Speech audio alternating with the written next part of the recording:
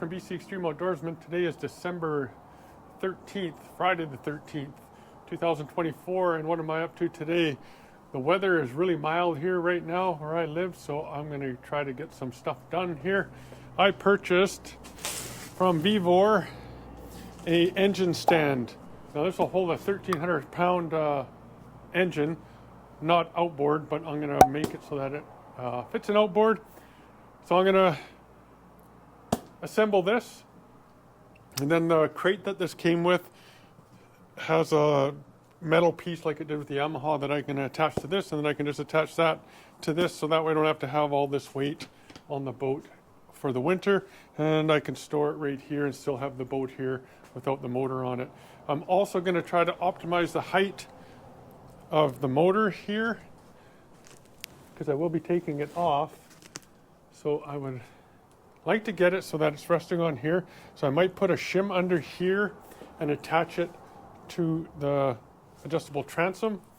I'm also going to get rid of these stainless steel nuts and bolts, and I'm going to put in coated metric ones just like I have here.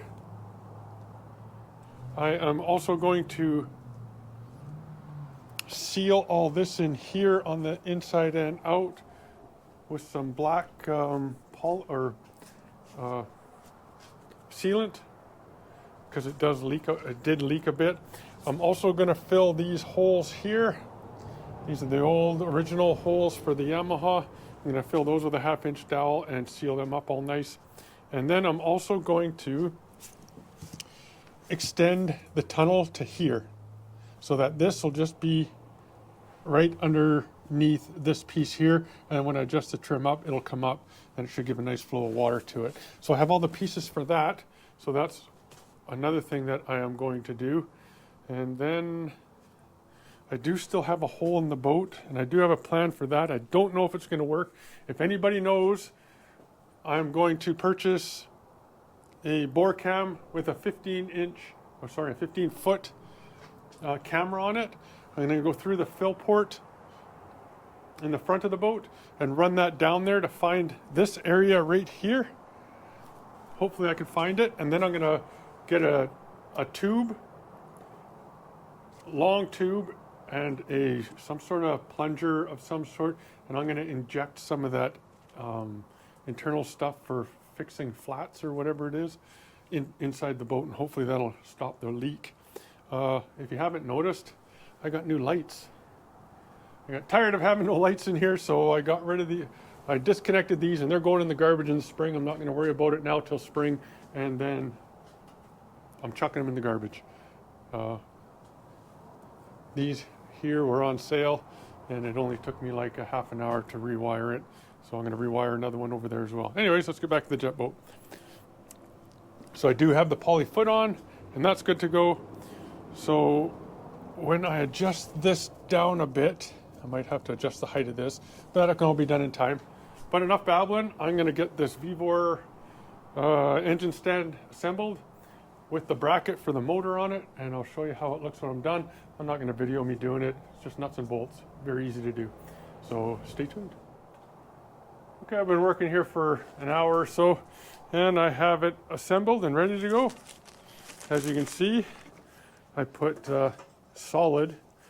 This is the bracket that came with the engine in the crate, and I just put this piece of 2x10 on here, and then I support it in the back with this aluminum, and I left it up a little high, that way I can wrap the cables around so they're not dragging on the floor. And yeah, this thing should do good. It's supposed to hold 1,300 pounds. This here is supposed to swivel, but I put a bolt in here and locked it. So I'm going to put the engine on here, and I'm just going to leave it right here over winter, and then I can do whatever work I need to do, like I say, the extending the tunnel and stuff. So I'm going to try to adjust the height right now to where I want it, and then I'll continue on from there. Then I'll take the engine, put it on there, then I'll show you how it looks once I have it on the stand. Okay, I'm still in the garage. You can see it's getting dark, and look at the lights. Aren't they nice? But I finally got this here, so it's not touching. I don't know how you can see that, but it's not touching in there anymore. I had to grind or file and check both sides. It's not touching anymore. It fits on there nice.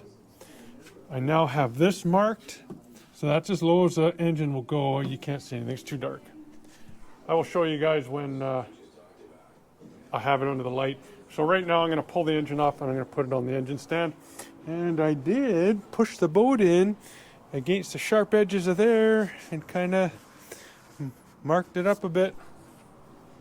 Got to be careful. So yeah, I've been out here for quite a few hours, but I got this thing where I want it, and I'm going to take it off and put it on the stand, then I'll show you guys. All right, everyone, check it out. It holds it good and pretty sturdy too, look. Awesome. Very happy. And look, like I said, this here will hold the extra cable. So now what I got to do, now that you guys can see, I got these marks. I'm going to put this piece of UHMW right here and bolt it right down there. I'll heat it up and bend it as I have to, and yeah, that'll work good. So this is what I had to do to get the motor so it didn't touch, but I mean, it's right in the perfect spot. It's better than shimmying it like I was going to do. So that's worked awesome. I'm probably gonna have to lower that a bit, which is no big deal. You can see how I got it all stacked up. Probably have to take at least a 1/4 inch, maybe a full inch, or sorry, a 1/2 inch out. But yeah, so I'm gonna heat this up with a torch. Probably tomorrow I'll do that. And then I'm putting in extra braces on the inside from here to here, but with this little thing here, that might give me an issue. I might have to remove this, which is no big deal. I don't really care. I could just move to the side and we'll figure it out when I get them. Yeah, I'm gonna fill this here with more foam now that I got the engine off. And these holes here that I'm not using, I am going to fill up with, put a 1/2 inch dowel in there, but I don't think I'm going to get the 1/2 inch dowel in because it's up here. I might have to put two dowels in and just fill it full of glue really good. Yeah, so I'm pretty much done in here. Just going to put the engine off to the side, right where those jack stands are, and then I'll be able to push the boat back. And yeah, absolutely perfect.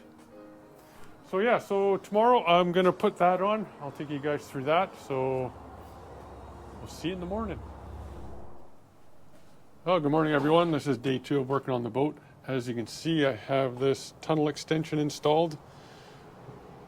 I just have it in temporarily right now, but it's sure molded nice and shaped nice. I thought I was gonna have to heat it up, but I'm not gonna.